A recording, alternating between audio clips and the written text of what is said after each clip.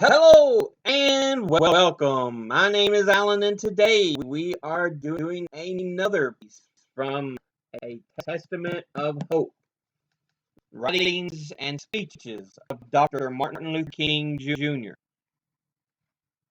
This one is called The Social Organization of Nonviolence, and luckily it's not near as big as the last videos. Yeah, that's it. Okay, so it's not that bad. Last video was pretty good, about 8-9 pages in length. But yeah, the social organization of nonviolence. Although King had been introduced to various philosophies of nonviolence while a student at Morehouse College and Crozer Theological Seminary, his trip to India consummated his conversion to nonviolence. One of the first serious challenges to that philosophy and to the legal gradualism of the NAACP was the emerging militancy among young African Americans. The editorial hand of Bay and Rustin assisted King in taking a stance against Robert Williams, a die-hard advocate of militant black self-defense. Williams, the local president of the NAACP in Monroe County, North Carolina, was an ex-Marine, formed, drilled, and armed blacks to defend themselves. Both the NAACP and the SCLC strongly denounced Williams' endorsement of violence. And that's the little preface we have to this. So, all right. Paradoxically, the struggle for civil rights has reached a stage of profound crisis. Although its outward aspect is distinctly less turbulent and victories of token integration have been won in the hard resistance areas of Virginia and Arkansas. The crisis has its origin in a decision rendered by the Supreme Court more than a year ago, which upheld the pupil placement law. Though little noticed then, this decision fundamentally weakened the historic 1954 ruling of the court. It is imperceptibly becoming the basis of a de facto compromise between the powerful contending forces. The 1954 decision required for effective implementation resolute federal action supported by mass action to undergird all necessary changes. It is obvious that federal action by the legislative and executive branches was half-hearted and inadequate. The activity of Negro forces, while heroic and in some instances, and impressive in other sporadic situations, lacked consistency and militancy sufficient to fill the void left by government default. The segregationists were swift to seize these advantages and, unrestrained by moral or social conscience, defied the law boldly and brazenly. The net effect of this social equation has led to the present situation, which is without clear-cut victory on either side. Token integration is a developing pattern. This type of integration is merely an affirmation of a principle without the substance of change. It is, like the Supreme Court decision, a pronouncement of justice, but by itself does not ensure that the millions of Negro children will be educated in conditions of equality. This is not to say that it is without value. It has substantial importance. However, it fundamentally changes the outlook of the whole movement, for it raises the prospect of long, slow change without a predictable end. As we have seen in northern cities, token integration has become a pattern in many communities and remained frozen even though environmental attitudes are substantially less hostile to full integration than in the South.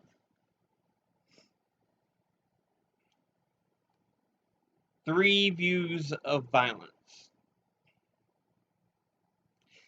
This then is the danger. Full integration can easily become a distant or mythical goal.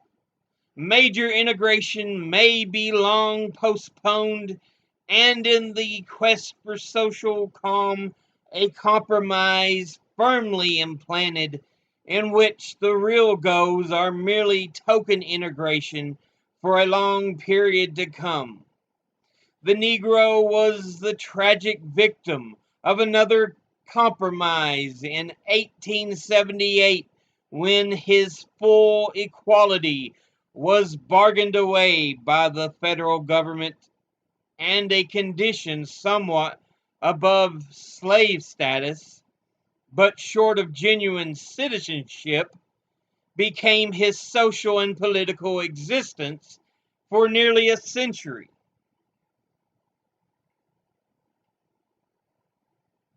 There is reason to believe that the Negro of 1959 will not accept supinely any such compromises in the contemporary struggle for integration. His struggle will continue, but the obstacles will determine his specific nature. It is axiomatic in social life that the imposition of frustration leads to two kinds of reactions.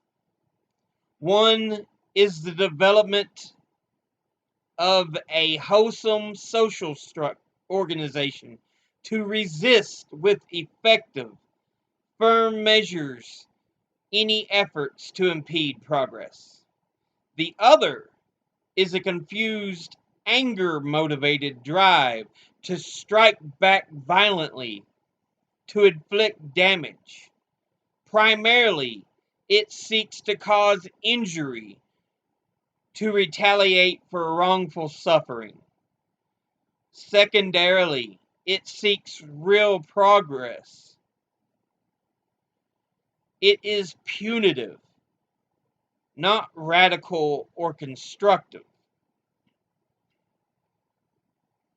The current cause for violence have their roots in this latter tendency.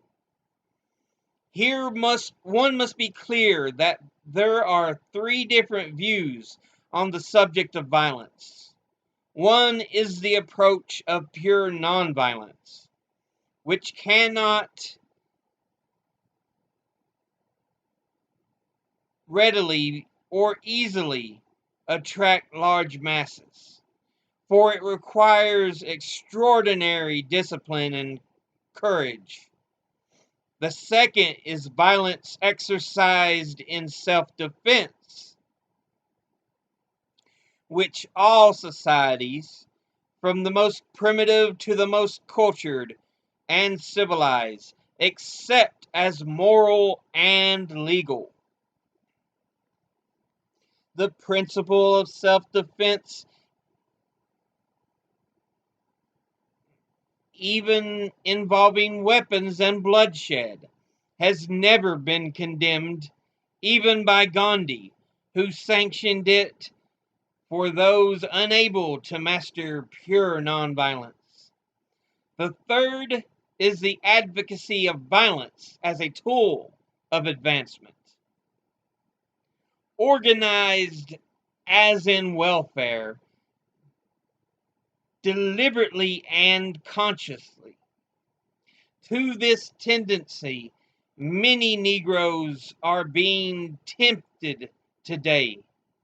There are incalculable perils in this approach. It is not the danger or sacrifice of physical being which is primary, though it cannot be contemplated without a sense of deep concern for human life. The greatest danger is that it will fail to attract Negroes to a real collective struggle and will confuse the large uncommitted middle group, which as yet has not supported either side.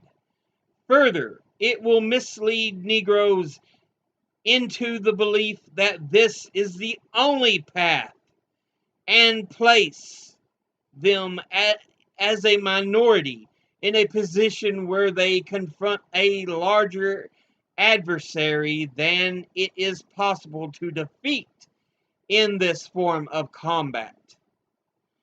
When the Negro uses force in self-defense, he does not forfeit support. He may even win it by the courage and self-respect it reflects. When he seeks to initiate violence, he provokes questions about the necessity for it, and inevitably is blamed for its consequences. It is unfortunately true that, however the Negro acts, his struggle will not be free of violence initiated by his enemies, and will need simple courage and willingness to sacrifice to defeat this manifestation of violence. But if he seeks it and organizes it, he cannot win. Does this leave the Negro without a positive method to advance? Mr. Robert Williams would have us believe that there is no effective and practical alternative. He argues we must be cringing and submissive to take up arms. To so place the issue distorts the whole problem. There are other meaningful alternatives.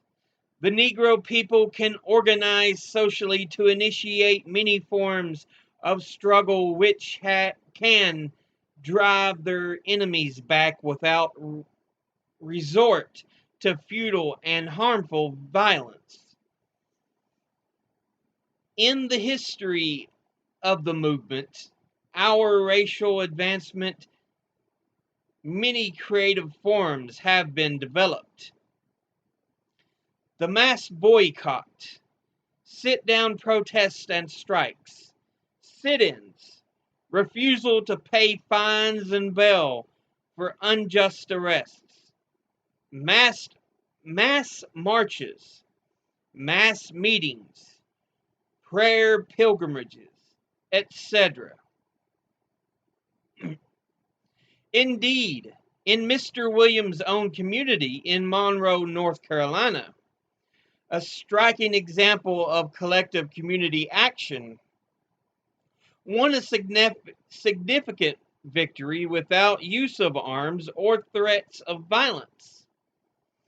When the police incarcerated a Negro doctor unjustly, the aroused people of Monroe marched to the police station, crowded into the halls and corridors, and refused to leave until their colleague was released.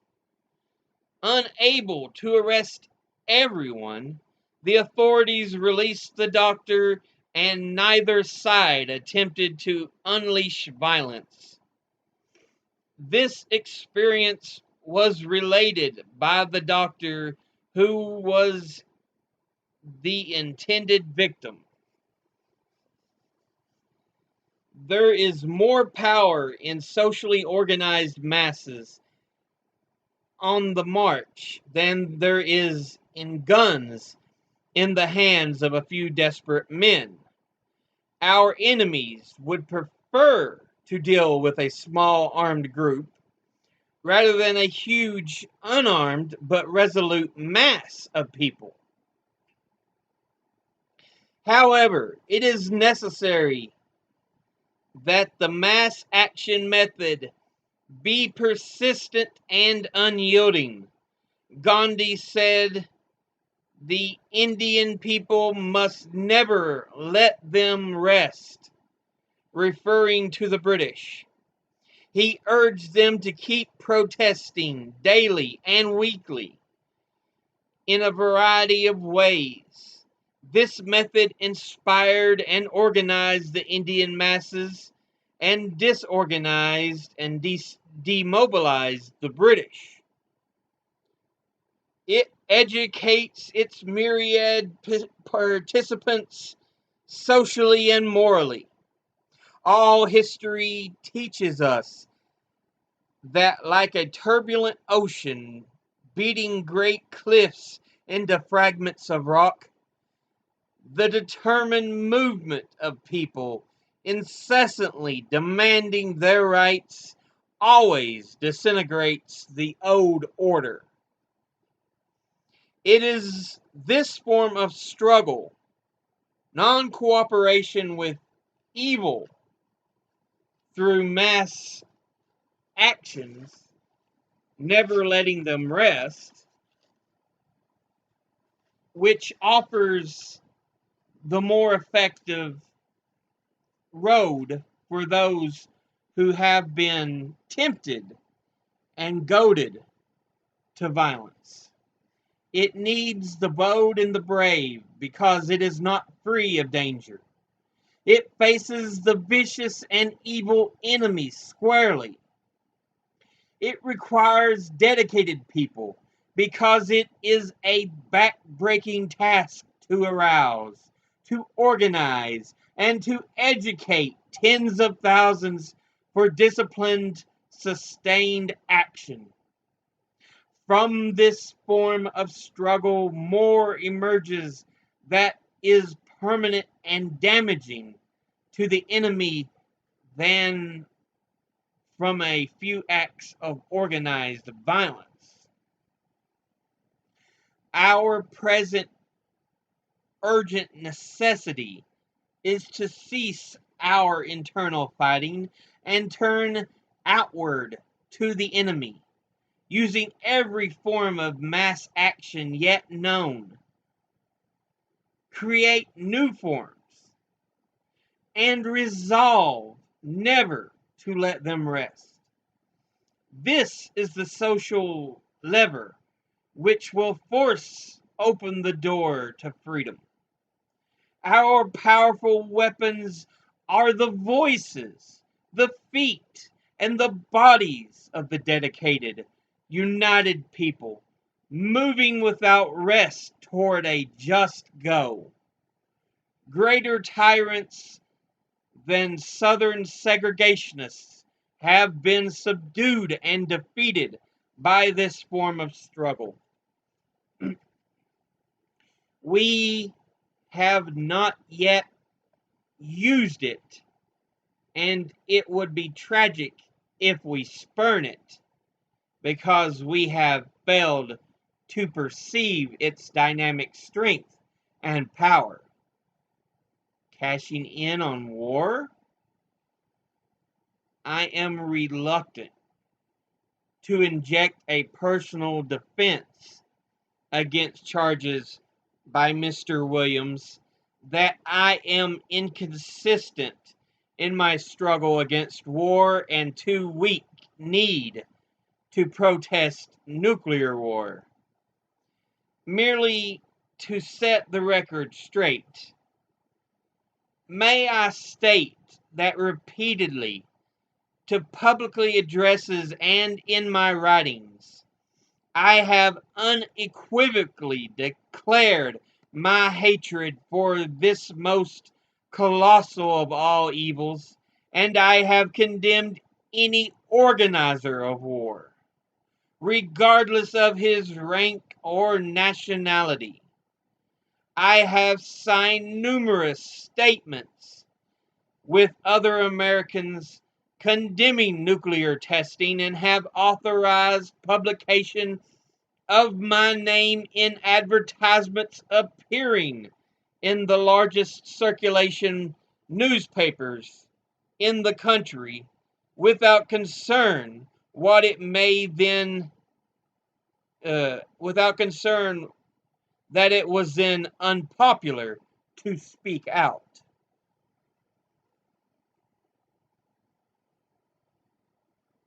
But yeah,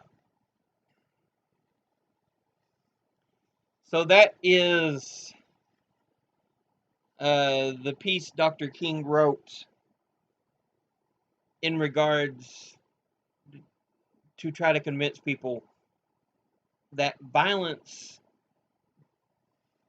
while it'd be all right to use it in self-defense, is not necessarily an answer and only begets more violence, more anger.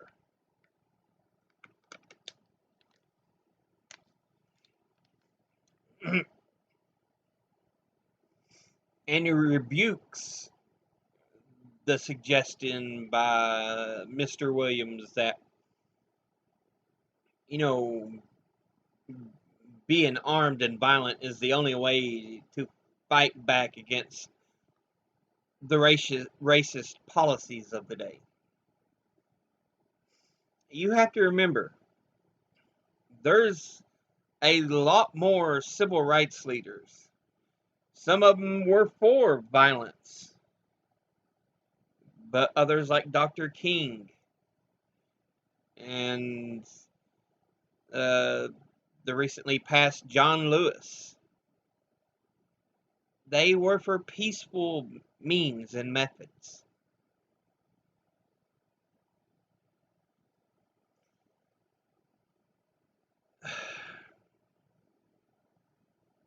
But yeah.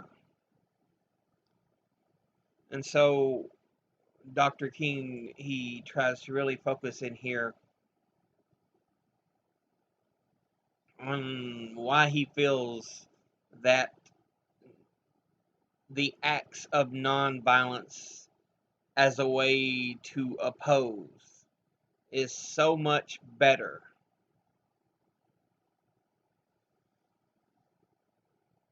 than the use of violence. But that will be it for now. As always, educate thyself. Think, read, study, learn. Someone tries to tell you something you have trouble believing, ask them to cite their sources. I'll see you all in the next video. Until then, later.